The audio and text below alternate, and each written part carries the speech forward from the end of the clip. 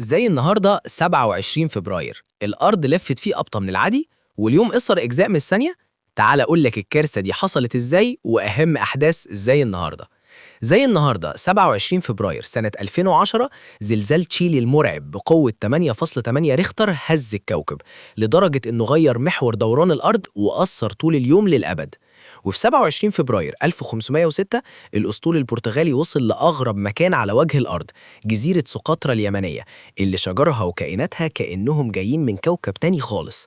أما العلم فكان ليه كلمة تانية.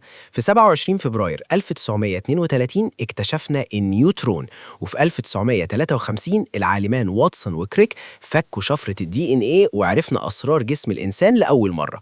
وعربيا سنة 1991 كانت الفرحة كبيرة بدخول القوات العربية والمصرية لقلب مدينة الكويت ورفع العلم من تاني وإعلان نهاية حرب الخليج. أحداث غيرت شكل العالم اللي بنعيشه. تفتكروا أنهي معلومة فيهم كانت الأغرب؟ قولوا لي في الكومنتات وما تنساش الفولو عشان زي بكرة. سلام.